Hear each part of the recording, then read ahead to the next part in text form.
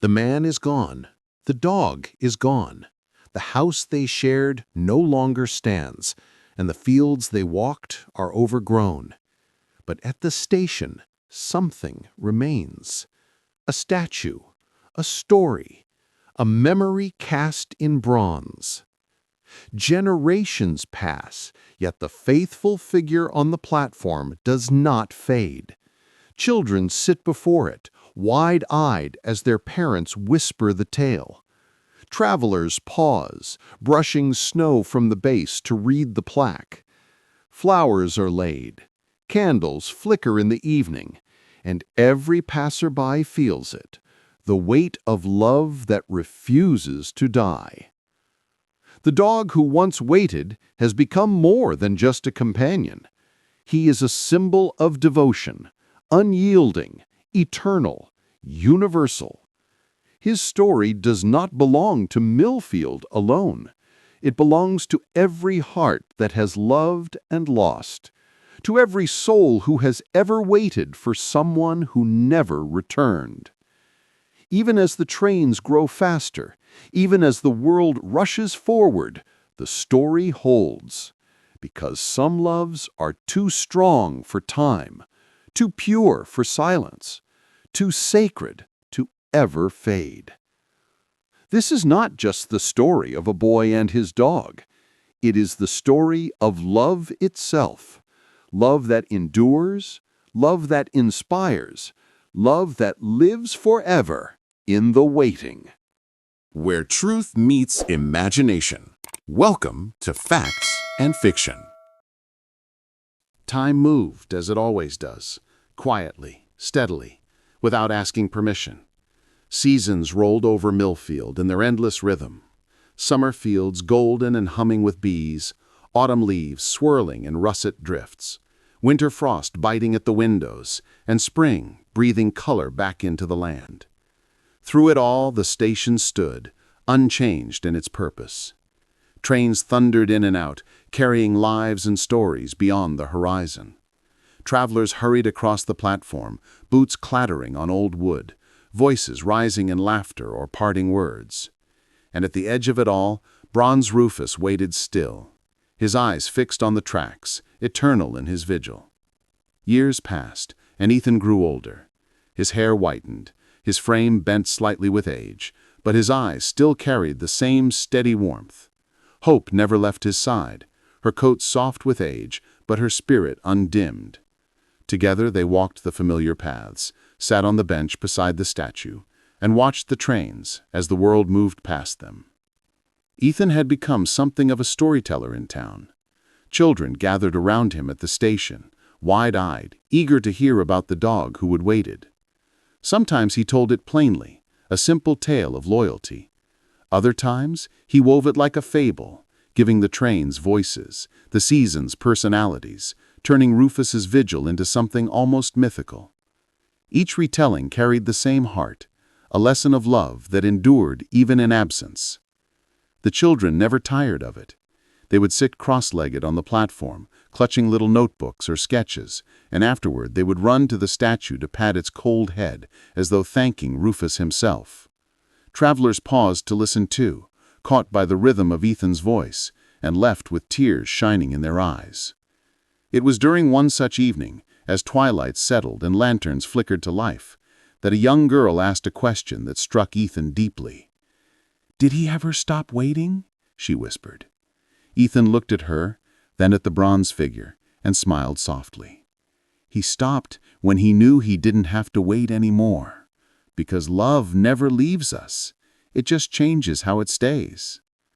The girl nodded, as if she understood something far bigger than her years, and Ethan felt a quiet pride stir in his chest. Rufus's story was no longer just his to bear. It belonged to them all, woven into the lives of those who came after. As Ethan aged, he felt his strength fading. His steps grew slower, his breaths shorter. Hope stayed close, her muzzle gray, her eyes wise and gentle. He knew his time was drawing near, and though the thought frightened him, it no longer crushed him. For he had seen what love could endure, how memory could outlast even death. One crisp spring morning, Ethan sat on the bench beside the statue, Hope at his feet. He watched a train roar past, its whistle echoing across the fields. For a moment he closed his eyes and imagined his father stepping off, arms open, calling his name. He imagined Rufus bounding forward, tail wagging, eyes alight with joy. When he opened his eyes, tears blurred the tracks. He laid a hand on the cold bronze, another on Hope's warm head, and whispered, "I'll be with you soon." Ethan passed peacefully in his sleep not long after, Hope curled at his side. The news spread quickly, and once more the town gathered at the station. They mourned him not only as a neighbor or friend, but as the keeper of a story that had become their own. He had lived in the shadow of loss, but with Rufus, and later Hope, he had transformed it into something that gave life to others. Hope was taken in by a kind family in town, children who adored her and promised to keep her walks steady and her days full of warmth. And though she grieved, she found comfort in the familiar paths, the bench, the statue where Ethan had spent so many evenings. It was as if his presence lingered there, as steady as Rufus's bronze form. In the weeks that followed, the townsfolk decided that Ethan too should be remembered. A second plaque was added to the station wall, beside Rufus's. It bore simple words: Ethan Hart, who waited with his faithful friend Rufus, teaching us that love endures beyond time. Together, they showed Millfield the strength of devotion. From then on, travelers who stopped at Millfield saw not only the statue of the dog, but the words of the man who had walked beside him. Together, their story became a beacon of hope. Parents lifted children to read the inscriptions. Teachers brought their pupils to the station as part of lessons about loyalty and kindness. And strangers left flowers or notes, moved by a tale that felt both personal and universal. Years turned into decades. Hope grew old, and one spring morning, she too passed quietly, her life full of the love Ethan had promised her. The family who had cared for her planted a small tree by the station in her honor, its blossoms pale pink against the sky. The tree flourished, its roots deepening with each passing year, a living symbol beside the eternal bronze. By then, Ethan and Rufus's story had spread far beyond Millfield. Newspapers had written of it, travelers had carried it across countries, and in time, books and even plays told the tale of the faithful dog and the man who learned to live again. Yet in Millfield, the story was not entertainment. It was memory, alive in every corner of the town. Children grew up hearing it from their grandparents, who had once seen Rufus with their own eyes. New generations left flowers at the bench, whispered thank yous to the statue, and carried the story with them into their own lives. Couples promised loyalty by the bronze figure, families posed for photographs, and those who had lost loved ones came to sit quietly beside Rufus, finding solace in the reminder that love outlasts absence. The town changed, of course. The station modernized, trains grew faster, the world beyond stretched wider. But through it all, the bronze dog remained, steadfast and unyielding, his story never fading. And though Ethan was gone, his words lingered in the air, spoken again and again by those who remembered him. Love doesn't end, not when someone's gone, not ever. It stays if you're brave enough to keep it. In time, even those who never knew Ethan or Rufus felt as though they had. The story had become part of Millfield's soul, a legacy carried forward not by blood, but by love, memory, and the endless rhythm of trains passing through. Decades had a way of softening the edges of memory, but in Millfield, the story of Rufus and Ethan never dulled. It was told in classrooms, in living rooms, at the station itself. Every child knew it, not as something distant or abstract, but as part of who they were. Teachers wove the tale into lessons about kindness. Parents used it as a bedtime story, not with the intent of sending their children to sleep quickly, but with the hope of planting something deeper in their hearts. Shopkeepers told it to travelers who asked about the bronze dog by the station. It was not just a story. It was a thread woven into the town's fabric. One child who grew up with it was named Clara. She had been 6 years old when her school first brought her to the station to see the statue. She remembered standing in front of it, her mittened hand in her mother's, staring up at the bronze eyes that seemed so alive. Her teacher had told them about Rufus, about his waiting, about Ethan. Clara had whispered to her mother afterward, "I want to love someone like that." Her mother had smiled through misty eyes and said, "That's the kind of love the world needs." Years passed, and Clara grew. She became a teacher herself, standing before classrooms full of restless children. And like those before her, she told the story of the dog who waited. But Clara had a gift. Her voice carried warmth, and when she spoke of Rufus, it was as if the station came alive again, the wind carrying echoes of Ethan's steps, the low whistle of a train holding his grief. Children leaned forward on their desks, spellbound, just as she had been years ago. Clara often walked past the statue after work, especially on days when her heart felt heavy. The world had not grown kinder in every way. There were losses, disappointments, arguments that broke families apart, illnesses that claimed loved ones too soon. But Rufus's story steadied her, reminding her that devotion could be an anchor, that loyalty could light even the darkest path. One winter evening, after a particularly long day, Clara found herself seated on the bench beside the statue. Snowflakes fell thick and soft, layering the station in white silence. A train had just departed, its rumble fading into the distance, leaving her alone with the bronze dog. She spoke quietly, almost without realizing it. "Sometimes I wonder if the world deserves love like yours. People let each other down so easily." For a moment, the silence pressed in. Then she remembered Ethan's words, repeated so many times in her childhood. "Love doesn't end. Not when someone's gone. Not ever. It stays if you're brave enough to keep it." Clara touched the bronze paw, cold under her gloved hand. "I'll be brave enough," she whispered.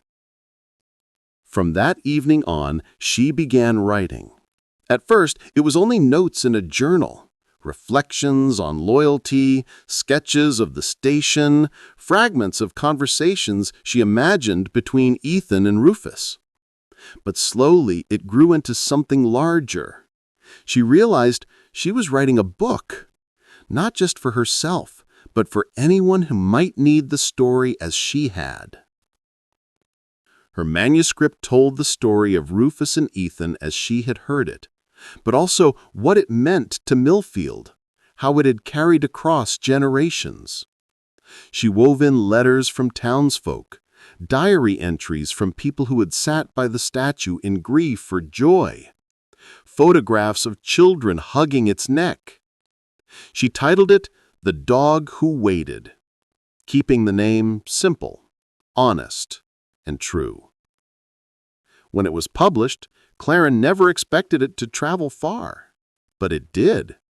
Copies spread beyond Millfield, reaching cities and countries she had never visited. Readers wrote to her, sharing their own stories of loyalty and loss. Some told of dogs who had waited at doors for soldiers who never returned. Others of cats who refused to leave a sick child's side, or horses who recognized voices long after their riders had gone. And many spoke of people, husbands, wives, friends who had stood by each other through trials that would have broken lesser bonds. Clara realized then that Rufus and Ethan's story was not just Millfield's, it was the world's. It was proof of something universal, something every heart longed for, love that endures. The statue at the station became a pilgrimage site of sorts. Travelers who had read the book detoured just to see it. They left collars from their own pets, handwritten notes, photographs of loved ones gone but not forgotten. The pile at Rufus's feet grew so large that the town council had to assign caretakers to keep it tidy, preserving the offerings in an archive. Through all of it, the station never lost its hum of ordinary life. Trains coming and going, commuters rushing, children laughing. But beneath that, there was always the quiet heartbeat of Rufus's vigil, his bronze form grounding the fleeting moments of human life in something eternal. Clara lived long enough to see the book adapted into a small play performed in Millfield's modest theater. She sat in the audience, tears streaming down her cheeks as actors brought Rufus and Ethan's bond to life.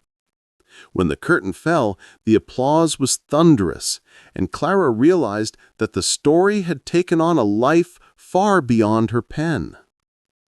And yet, despite all the books, plays, and articles, the heart of it remained the same.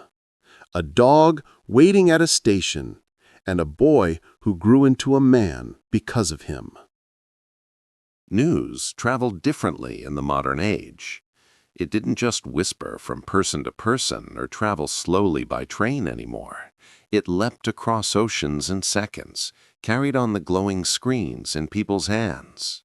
And so, when Clara's book found its way online, Rufus's story spread like fire in dry grass. At first, it was readers leaving reviews, telling others how they had cried, how the story had reminded them of their own pets or the people they had lost. Then newspapers picked it up, writing features about the dog who waited, framing it as a timeless parable in a world that often felt fractured and uncertain. Soon after, radio stations and television programs interviewed Clara, her gentle voice carrying Ethan and Rufus's story to millions more. But the true spark came when a journalist from a major network visited Millfield. She stood on the platform, camera crew beside her, as she told the story live on air.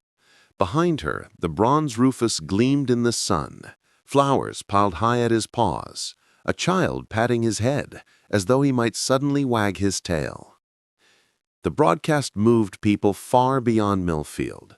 Messages poured in from viewers who said they had been reminded to call their mothers, to forgive old friends, to adopt a shelter dog they had been hesitating over. The newspaper editor herself wept during the closing of the segment, saying softly, "In a world where we rush too quickly past each other, maybe we need Rufus to remind us what it means to wait." From that day, Millfield's quiet station was no longer just a stop on the line. It became a destination. Visitors began arriving daily, first from neighboring towns, then from across the country, and eventually from other continents. They stepped off trains with flowers, dog collars, handwritten notes tucked into their pockets. They gathered at the statue, sometimes laughing, often crying, always reverent. Local businesses quickly adapted. Cafes created special Rufus blend coffees. Bakeries sold cookies shaped like paw prints. Bookstores filled entire windows with copies of Clara's book. The town prospered, but more than that, it grew proud, not of the fame, but of the love that had taken root in their soil and spread across the globe. Clara, now elderly, would sometimes sit quietly on the bench and watch. She was no longer the only storyteller. Parents knelt beside their children, telling the tale in their own words. Tour guides stood at the edge of the crowd, their voices carrying over the hum of trains, and visitors themselves became storytellers. Some kneeling by Rufus to whisper their own tales of loyalty and loss, leaving behind tokens of gratitude. One man, who had traveled all the way from Japan, knelt before the statue with his head bowed, a collar in his hands. Through a translator, he explained that his grandfather had once told him of a dog in Tokyo who waited for his master outside a station for years.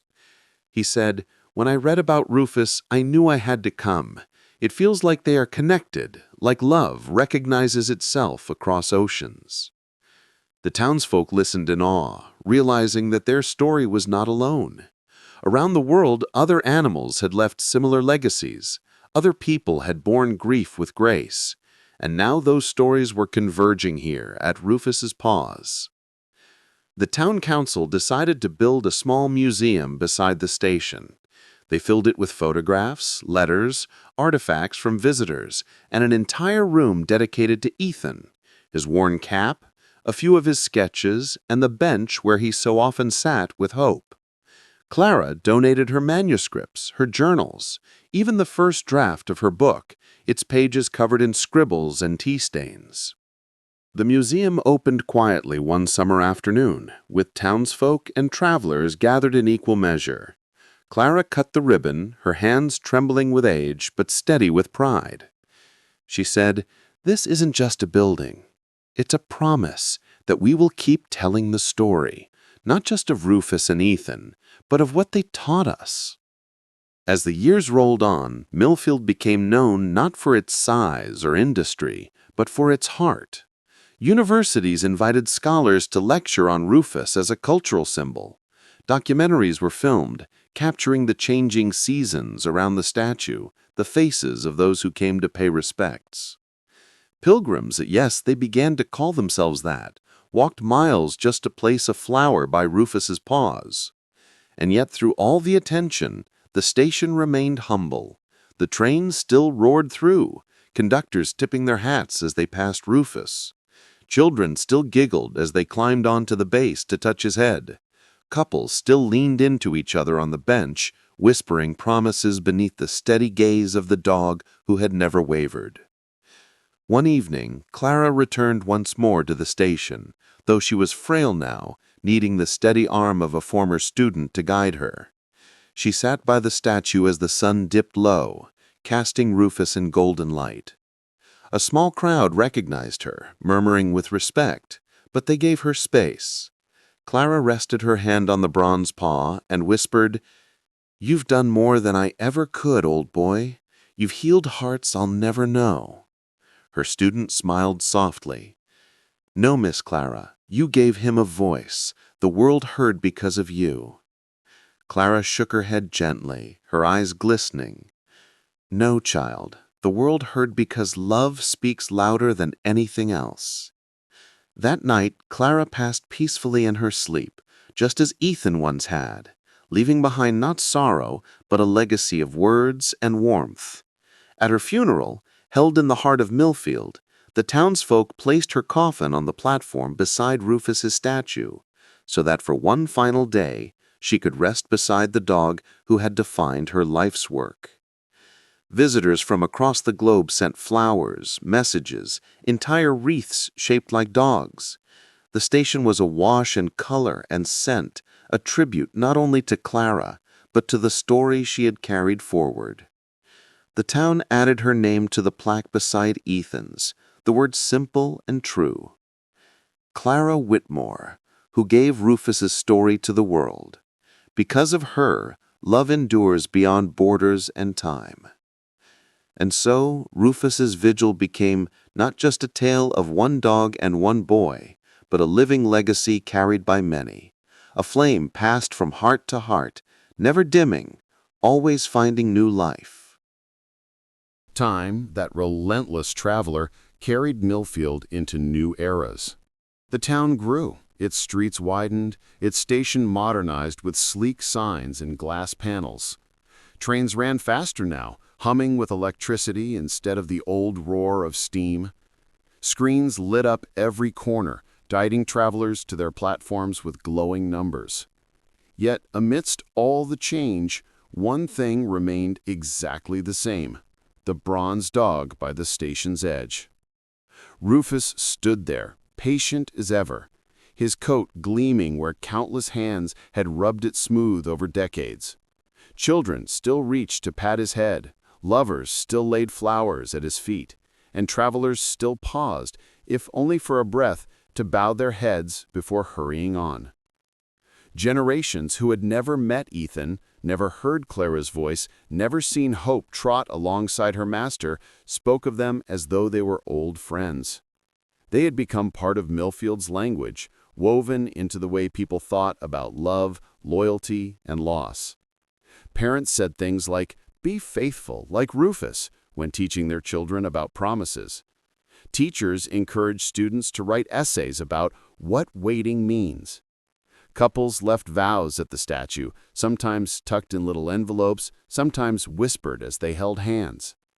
The museum beside the station had expanded with interactive displays, recordings of old interviews, even a digital archive of letters from visitors around the world. But it wasn't the technology that drew people in, it was the feeling, that quiet weight of devotion that settled over you as soon as you stood before Rufus, the sense that you were in the presence of something larger than yourself. One spring morning, a boy named Daniel arrived at the station with his grandmother. He was no more than 7, restless and fidgety, tugging at her sleeve as she guided him toward the statue. "Why do we have to see the dog?" he asked. "Because he matters," his grandmother said gently. "He reminds us how to love." Daniel frowned. "He's just a statue." But when they reached Rufus, something shifted. The boy grew quiet, staring up at the bronze eyes that seemed impossibly alive. At the base of the statue, there were flowers, a small stuffed animal, and a letter sealed with a ribbon. Daniel bent down and picked up the toy. It was a little fabric dog, its stitching worn. His grandmother smiled. "People leave things to thank him, to remember their own friends. Some people even write him letters." "Letters?" Daniel wrinkled his nose. "Why? He can't read." "Maybe not, but maybe the act of writing is enough. Sometimes, when you write, your heart feels lighter." Daniel didn't fully understand, but that night, after they returned home, he found himself sitting at his desk with a piece of paper. In clumsy handwriting, he wrote, "Dear Rufus, I don't know why you waited so long, but my grandma says you made a lot of people happy. I don't know if I'll ever be that brave, but I'll try." The next weekend, he returned to the station and tucked the note between the flowers at Rufus's feet. And though he couldn't have known it, he was now part of a tradition that had spanned over a century, a new link in an endless chain. Years later, Daniel would tell his own children about Rufus. He would show them the statue, encourage them to write their own letters, and so the cycle would continue, unbroken. Far beyond Millfield, Rufus's story had taken on a life of its own. It was taught in schools, adapted into films, quoted in wedding vows and eulogies alike. In cities oceans away, murals appeared of a faithful dog by the tracks, painted by artists who had never set foot in Millfield, but had felt the story in their bones. Writers borrowed Rufus's vigil for their poems, musicians for their songs. His waiting became a symbol not just of grief, but of love that refuses to fade. In time, people began saying he was a Rufus when speaking of someone loyal. The dog's name became shorthand for devotion, understood across cultures and languages. And still, the statue stood, unchanged. A boy waiting for a father who never returned. A dog who refused to leave. A man who found healing in that devotion. A town that carried the memory forward. Every so often, the station staff found themselves lingering by the statue during quiet hours. One young conductor, wiping a hand across the bronze paw, whispered, "If only the world waited like you do, Rufus." And though the dog remained still, his silence was answer enough. The blossoms of the tree planted for hope spread wider each year, shading the bench where Ethan once sat. Travelers often rested beneath it, unaware of its origin, yet comforted all the same. Children played at its roots, couples carved their initials into its bark, the living tree carrying forward the memory of the second dog who had walked by Ethan's side. Millfield itself became more than a dot on the map.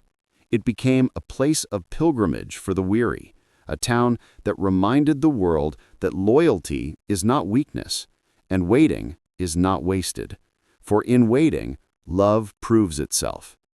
And so, long after Ethan, long after Clara, even after Daniel's generation had passed, Rufus remained, eternal, patient, watching the trains, waiting, not for one man anymore, but for all of us, reminding each soul that passed through that love never dies.